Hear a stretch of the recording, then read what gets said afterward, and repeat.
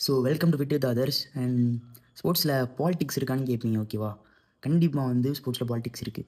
First வந்து ஒரே ஒரு விஷயம் நம்ம வந்து எதுவுமே மாற்ற முடியாது அப்படின்னு நம்ம நினைக்கக்கூடாது. என்னென்னா, நம்ம வந்து கஷ்டப்பட்டு ஜெயிக்கிறோம், ஜெயிச்சுட்டு நம்ம ஜெயிச்சதை வந்து கேட்கணும். நிறைய பேர் என்ன பண்ணுறாங்கன்னா, ஸ்போர்ட்ஸ் லைஃப் இவ்வளோதான், அவனுங்க என்ன சொன்னாலும் கேட்டுட்டு போயிட்டு மூடிட்டு போயிட்டே இருப்போம். எல்லா விஷயத்தையும் கேட்க தெரிஞ்சுக்கணும். யார் என்ன சொன்னால் எவ்வளோ பெரிய ஆளாக இருந்தாலும் சரி, நீயும் கஷ்டப்பட்டு தான் வந்திருக்கு. ஒரு நாள் ஓடி, ஒரு நாள் தளர்ந்து, ஒரு நாள் காலமாக ஈவினிங் ப்ராக்டிஸ் பண்ணி உன் உடம்பு கொன்று விட்டுட்டு நீ அந்த இடத்துல போகும்போது இப்படி தான் இருக்கும். எக்ஸாம்பிள் நான் எங்கே பாலிடிக்ஸ் நடந்ததுன்னு சொல்கிறேன். ஓகேவா? ஒரு ரீசெண்டாக அஸ்வின் கிரிக்கெட்டர், நம்ம கிரிக்கெட்டர் வந்து ஒரு இது போட்டிருப்பாரு. அவர் வந்து நல்ல ஒரு இதில் தான் போட்டிருக்காரு. செலெக்ஷன், ஃபாஸ்ட் பவுலர் செலெக்ஷன், தெருவில் உள்ள பசங்க எல்லாருக்கும் இது பண்ணுறது. ஸோ அங்கே பாலிடிக்ஸ் நடந்தான்னு கேட்டால் டெஃபினிட்டாக நடந்து. ஓகேவா? அது வந்து நான் மென்ஷன் பண்ண விரும்பல எங்கே எப்படி நடந்துன்னு. கண்டிப்பாக பாலிடிக்ஸ் நடந்து. ஆனால் நமக்கு தெரிஞ்சும் நம்ம வந்து கேட்க மாட்டோம். நம்ம கேட்கணும் ப்ரோ.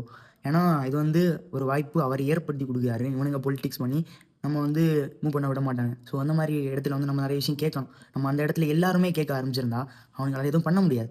இது அவனுங்க நம்மளுக்கு வர காசு இது அதுன்னு யூனிவர்சிட்டி டோர்னமெண்ட் நடக்குது, நமக்கு தர வேண்டிய ட்ரெஸ் எல்லாம் தராங்களா?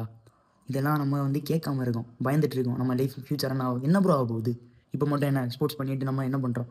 இதே தான் பண்ணிகிட்டு இருக்கோம். இன்றைக்கி நம்ம ட்ரீம் சக்ஸஸ் ஆகும். பெரிய அத்லெட் தான் அப்படின்லாம் கிடையாது. நீங்களும் சின்ன அத்லெட்டாக இருந்தாலும் நீ ஒரு ஜெயிச்சேன்னா அது உனக்கு வந்து ஒரு பெரிய விஷயம். அதையும் நீ கேட்க தெரிஞ்சுக்கணும். பயப்படவே கூடாது. என்ன நடக்க போகுது கூடி போனால்? நம்ம எல்லோரும் கேட்டால் தான் அது எல்லாமே மாறும். ஸோ இதை வந்து தெரிஞ்சுக்கோங்க. ஓகேவா? எந்த இடத்துலையுமே உங்கள் கெத்து இதெல்லாம் விட்டு கொடுக்காதீங்க. நீங்கள் கேட்க வேண்டியதை கரெக்டாக கேட்டிங்கன்னா தான் அவனுங்க கொள்ள அடிக்க மாட்டாங்க. எல்லோரும் கொள்ள அடிக்க விட்டால் கண்டிப்பாக வந்து கொள்ள அடிச்சுட்டு தான் இருப்பானு.